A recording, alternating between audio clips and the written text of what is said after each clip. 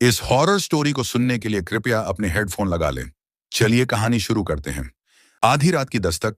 Horror story. 4800 शब्द। प्रस्तावना। शहर से दूर घने जंगलों के बीच बसा एक पुराना गांव चंद्रपुरा। यह गांव अपने अजीबोगरीब किस्सों और रहस्यमयी घटनाओं के लिए मशहूर था। लोग कहते थे कि यहाँ आधी रात के बाद अजीब घटनाएं होती हैं। खिड़कियों पर दस्तक, छायाएं जो दीवारों पर नाचती हैं और दूर कहीं से आती किसी औरत के रोने की आवाजें।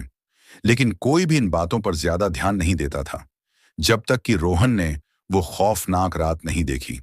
पहला भाग। नया किराएदार रोहन एक 26 साल का युवक था जो शहर में नौकरी करता था, लेकिन काम से छुट्टी लेकर कुछ दिन गांव में बिताने आया था। उसका चाचा रघु काका चंद्रपुर के एक पुराने घर में अकेले रहते थे। ये घर काफी बड़ा था, लेकिन वक्त के साथ इसमें अजीब सन्नाटा और अंधेरा घर कर गया था। रघु काका ने हमेशा उसे चेतावनी दी थी, आधी रात के बाद इस घर के दरवाजे मत खोलना कभी नहीं। रोहन हंस पड़ा।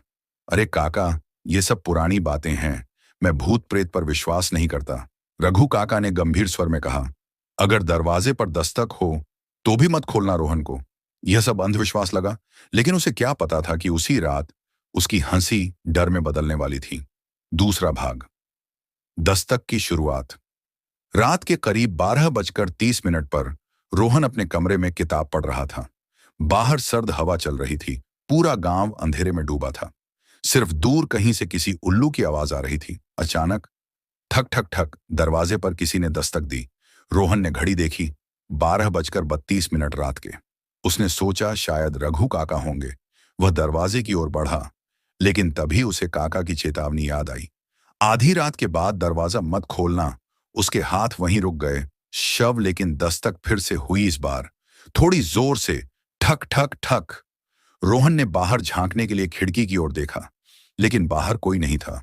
उसका मन घबराने लगा। तभी दस्तक तेज हो गई। ठक ठक ठक ठक। रोहन का गला सूखने लगा। ये कौन था और इतनी रात को क्यों? तीसरा भाग। वो कौन था? वह बिना दरवाजा खोले ही चुपचाप अपने बिस्तर पर लेट गया, लेकिन उसका दिल तेजी से धड़क रहा था। दस्तक कुछ देर में बंद हो गई।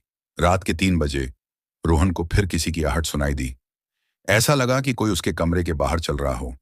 वह घबराकर उठा और धीरे धीरे खिड़की से झांका। वहां एक साया था, लंबा, काला और बिना चेहरा वाला। वह धीरे धीरे घर के चारों ओर घूम रहा था। रोहन के पूरे शरीर में झुरझुरी दौड़ गई। उसने घबराकर अपनी आंखें बंद कर लीं और बिस्तर में दुबक गया। सुबह 6 बजे जब उसकी आंख खुली तो बाहर सब कुछ सामान्य लग रहा था, लेकिन जब उसने दरवाजे पर देखा तो वहां किसी के नाखूनों के गहरे निशान थे, जैसे किसी ने अंदर घुसने की कोशिश की हो। चौथा भाग। गांव के रहस्य। रघु काका जब सुबह लौटे तो रोहन ने उन्हें सब कुछ बताया। काका का चेहरा उतर गया। उन्होंने धीमी आवाज में कहा, तुमने बहुत बड़ी गलती कर दी रोहन। वो सिर्फ दस्तक नहीं थी, वो बुलावा था। रोहन ने घबराकर पूछा, काका, ये सब क्या है? रघु काका ने गहरी सांस ली और कहा, कई साल पहले इस गांव में एक औरत थी, रत्ना। उसे काले जादू का शौक था। कहते हैं कि उसने आधी रात को किसी अज्ञात शक्ति को बुलाने की कोशिश की, लेकिन उसका खुद का अंत हो गया। उसकी आत्मा अब भी दरवाजों पर दस्तक देती है, और जो दरवाजा खोलता है वो फिर कभी नहीं दिखता। रोहन के पैरों तले जमीन खिसक गई। तो फिर अब क्या होगा? उसने घबराकर पूछा। रघु काका बोले, अब वो तुम्हें पहचान चुकी है। अगर अगली रात दस्तक हुई तो कुछ भी हो जाए, दरवाजा मत खोलना। पांचवां भाग। आखिरी रात। अगली रात रोहन के लिए किसी परीक्षा से कम नहीं थी। रात के 12:30 पर फिर से दस्तक शुरू हो गई। ठका ठका ठक। इस बार दस्तक और भी जोरदार थी, लेकिन रोहन हिम्मत करके चुपचाप बैठा रहा। ठक ठक ठक। अचानक एक अजीब सी फुसफुसाहट सुनाई देने लगी। रोहन, दरवाजा खोलो, देखो मैं कौन हूं। रोहन का दिल बैठ गया। उसे अपनी मां की आवाज सुनाई दी, बेटा, मैं हूं तेरा बचपन वाला टेडी बियर, अब भी तेरे पास है। रोहन को याद आया कि उसकी मां ये बात हमेशा कहा करती थी, लेकिन उसकी मां तो शहर में थी, यहां कैसे हो सकती थी? वह समझ गया, रत्ना की आत्मा थी जो उसकी मां की आवाज में बात कर रही थी। वह चुपचाप बिस्तर में पड़ा रहा।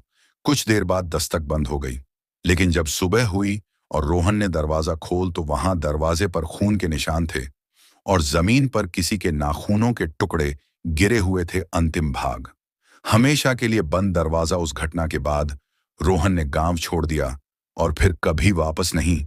गयारघू काका ने उस घर का दरवाजा लोहे की कीलें ठोककर हमेशा के लिए बंद कर दिया। लेकिन आज भी जो उस सुनसान घर के पास से गुजरता है, वह रात के 12:30 पर एक धीमी दस्तक की आवाज सुन सकता है। अगर आपको ऐसे ही डरावनी और रोमांचक हॉरर स्टोरी सुनने के लिए हमारे इस चैनल को सब्सक्राइब करें